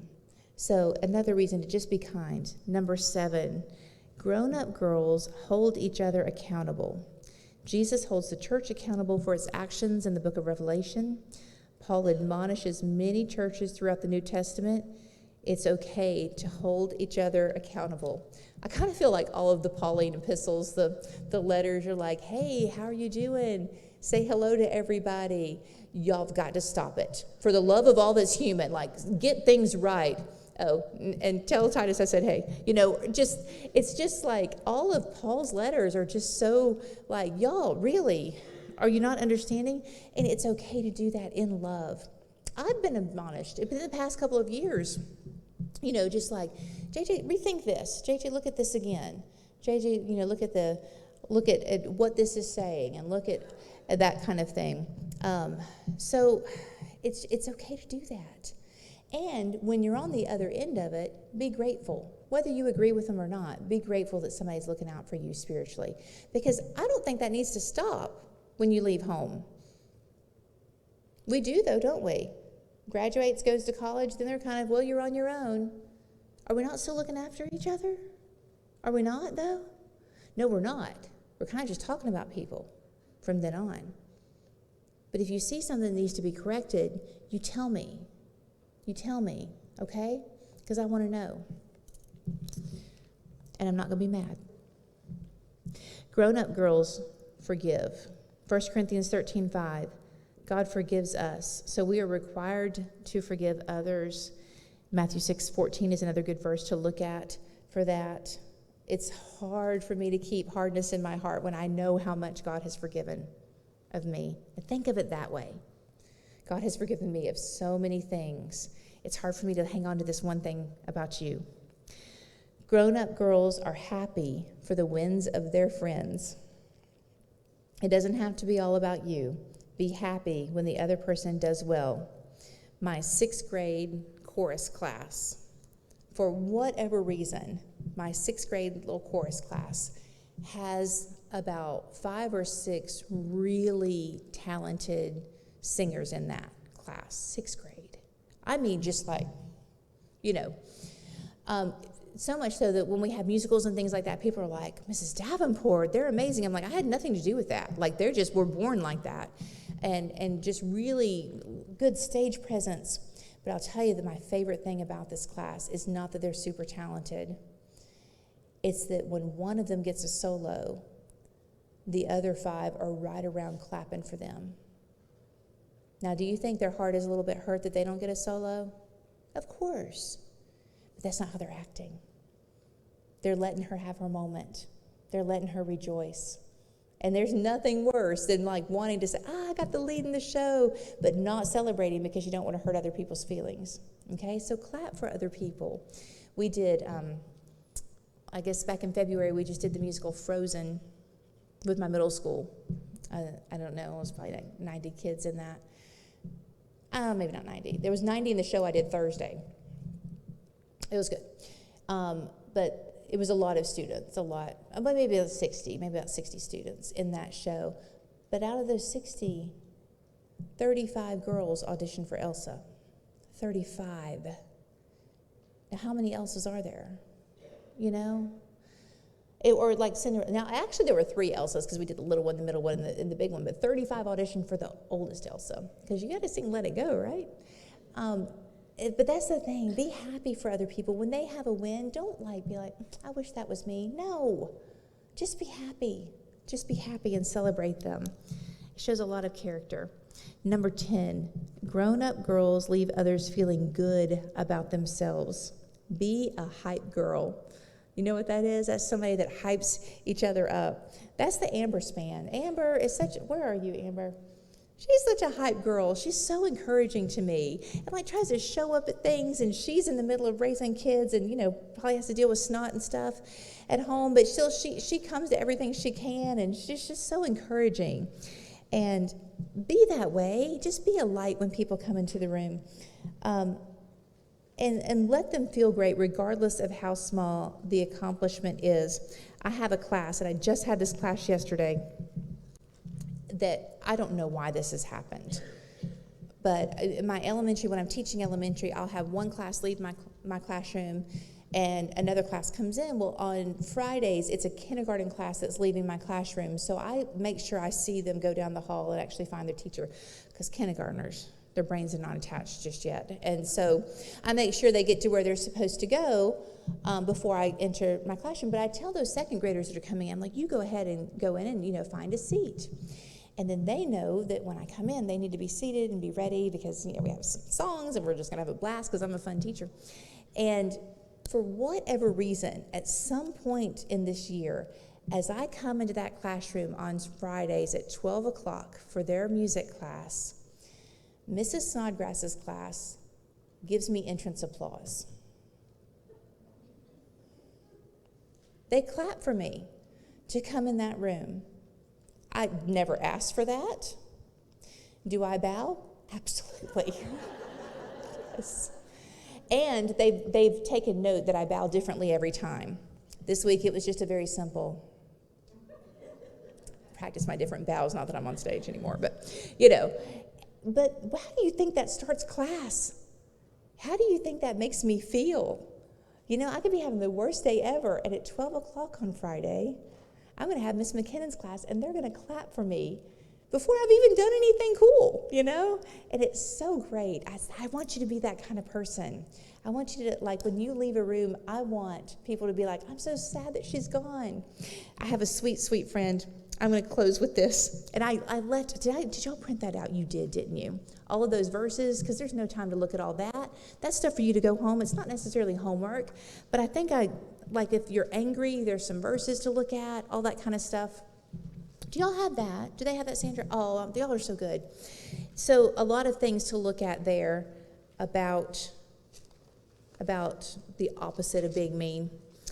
But I have a good friend, and she was just the best teacher at Mars Hill. They've moved to Texas, but she was just light and love and so much more spiritually mature than me. And when I got to Mars Hill, I said to her one day, I want to be just like you when I grow up. And one of my other teacher friends was walking through the teacher's lounge at that point, and she goes, that'll never happen. And she's probably right, that none of us could be as great as she is, because she was just perfection. As a matter of fact, I taught her daughter, and I said, your parents, did they ever fight? And she said, absolutely not. I was like, are you serious? She said, I actually saw them both try to go through the doorway one time. And my father said, oh, you first. And she goes, oh, no, I want you to go first. And sat there until finally he convinced her to go first. And I'm like, are you kidding me? That's so good. I have thoroughly enjoyed preparing for this. I've enjoyed being with you. I hope, number one, that we realized if we are being a little bit of a mean girl, that we can have some verses and some things in our hip pocket to kind of keep us from perpetuating that and keeping it going. And if we are having to deal with mean girls, which if you aren't right now, you probably will at some point in your life, that we know a little bit more of a godly way and how to deal with them. Thank you so much for having me, and I hope that you know that you're loved.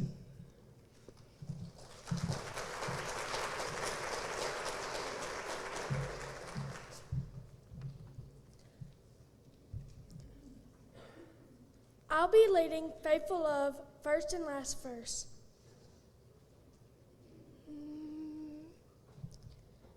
Faithful love flowing down from the thorn-covered ground makes me whole, saves my soul, washes whiter than snow. Faithful love calms each fear, reaches down, dries each tear, holds my hand when I can't stand alone. Faithful love from above came to earth to show Father's love, and I'll never be the same, for I've seen faithful love face to face, and Jesus is his name. Faithful love in the rain, just when hope seems to win. Welcome face, sweet embrace, tender touch filled with grace. Faithful love, endless power, living flame, spirit's fire, burning bright in the night, guiding my way. Faithful love from above came to earth to show Father's love, and I'll never be the same, for I've seen faithful love face to face, and Jesus is his name.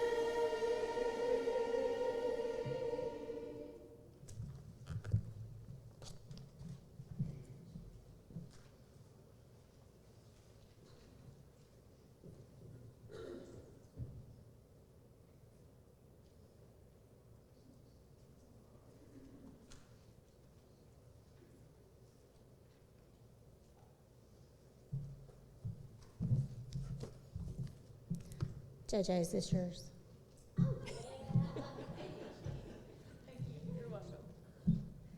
Thank you, JJ. What a great, great day. As far as lunch, when we dismiss for lunch, you will go out the back of the auditorium, and you will go to the right and down this hallway, and then go back to the right after you get out this hallway. Yes. There are signs on 3 doors that say enter here for lunch. I think it's room 106, or door 106, 107, and 108. Be seated, and you will be served by some of our young ladies and some of your older ladies too. But we are thankful that you are here, and I hope that you were as blessed as I was. We were not expecting as large of a crowd as we have, but we are so excited. So if you will please bow with me for our closing prayer. Dear Lord, thank you so much for the avenue of prayer that allows us to come to you with our needs and our wants. We thank you for the opportunities like this today that allow us as Christian women to come together to learn about you and grow spiritually. I pray everyone here was blessed. I know I was. Thank you for JJ and others like her who use their talents to bless others and bring glory to your kingdom. Lord, there are so many people here in our congregation and others that are on our hearts that are sick or hurting, have lost loved ones. Please wrap your loving arms around these individuals and their families and help us wrap them in love to know that they are not alone. Lord, please be with our young people.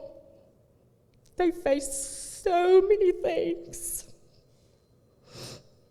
that we did not face. as their parents and grandparents, and as a mom of a son who's visited me out in the world. I pray that you will help him.